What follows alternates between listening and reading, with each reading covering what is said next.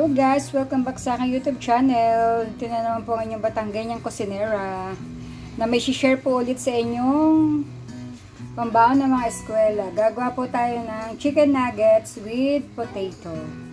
So ayan, siguro mga 3/4 po ito ng chicken breast.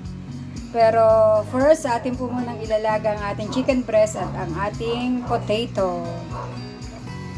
Yan, sa isang kasirola, lagyan natin dyan ang ating chicken breast. So ayan.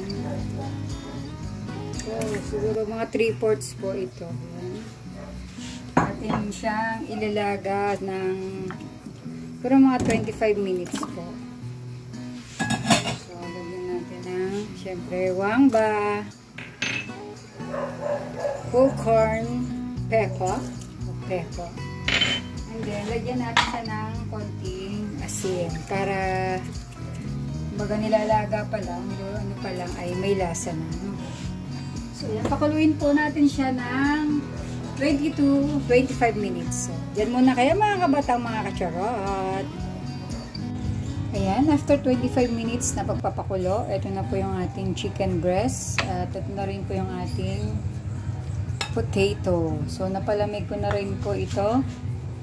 So, yan. Gagantin din natin. Tanggalin po natin yung buto.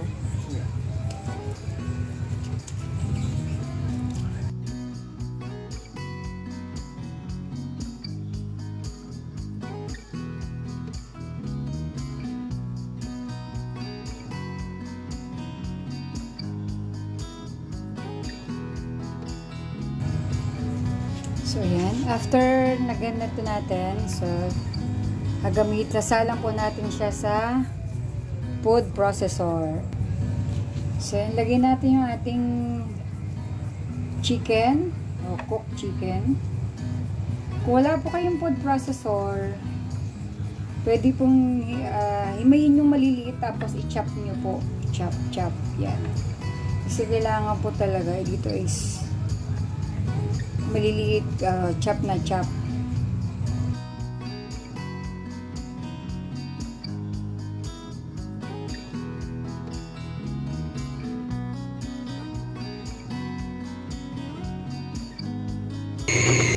So ayan, diba? Pinong-pino yung ating chicken. O diba? Ganda. And then, babalik po natin siya doon sa pinagpuhatan natin kanina. Kasi titimplahan na po natin siya, di ba? Ang ganda ng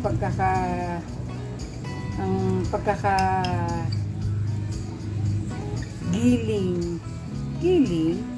So, ito po ay pambaon ng aking Junaki sa school, di ba? Nagawin natin itong chicken nuggets with potato. So, ayan ngayon, titimpla na natin siya. Natin na siya ng pepper. Ayan, sarap niya maraming pepper. Onion powder. Ayan, onion tansya-tansya. O 1 teaspoon onion powder. Garlic powder. So, ito po medyo madami-dami. 1.5 teaspoon. And then, 2 teaspoon of cornstarch. Yan. Tayo natin, huwag muna natin ilahat. Mamaya, pwede naman po mamaya. And then, diyan natin siya ng cheese. So, yan. Maraming cheese. So, yan. And then, syempre, and last is, lagnan natin siya ng egg. Yun. Lagyan din natin siya ng 1 teaspoon of salt. So, adjust na lang natin later. And of course, lalamasin na natin siya. Yan. So, mix lang using ang aking hand mixer. Yan. Kaya po tayo naka-gloves. So, kailangan po nating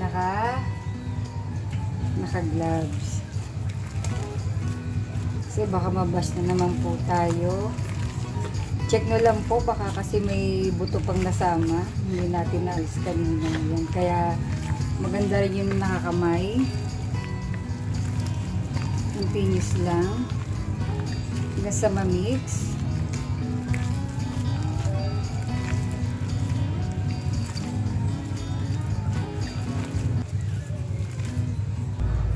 So, ito na itsura ng ating ginawa kanina, o diba? Pinong-pino siya.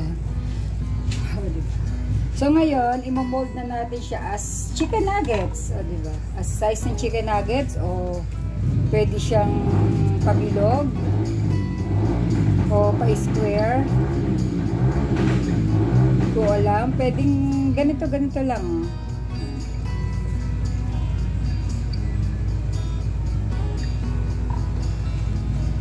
Tansya.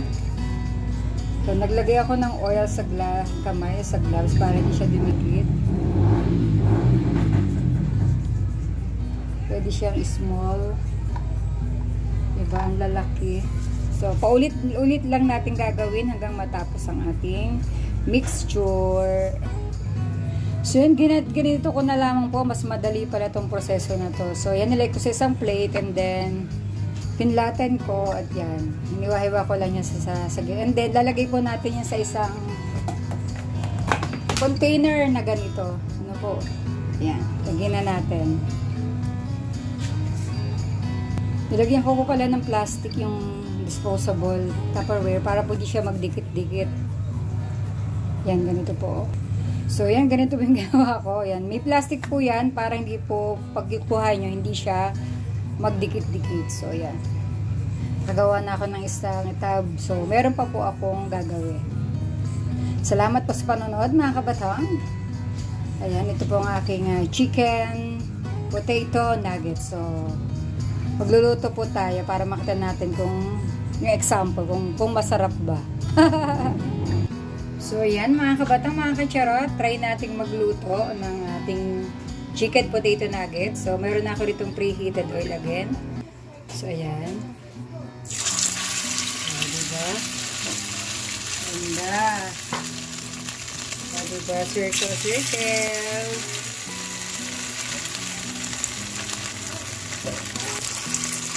Nasa low fire lang tayo.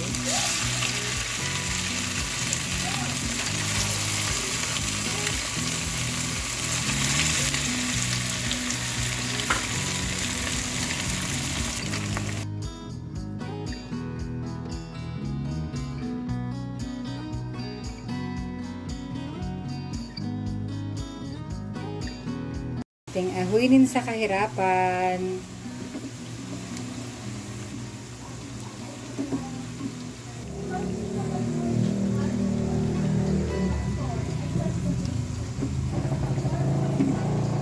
So, ayan na ang ating chicken potato nuggets. Ngayon, try natin.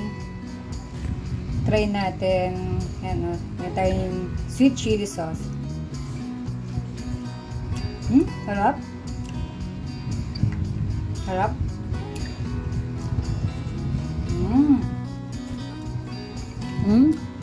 Crunchy.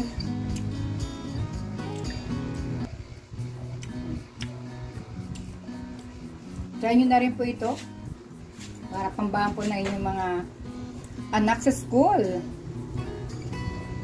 Paano mga kabatang, mga tarot? Mag-like and subscribe na rin po kayo sa aking YouTube channel. Paki-share na rin po at on nyo po yung notification para lagi kayong updated sa aking mga susunod na video. So, paano mga kabatang, mga kacharot? Bye-bye! See you in my next vlog!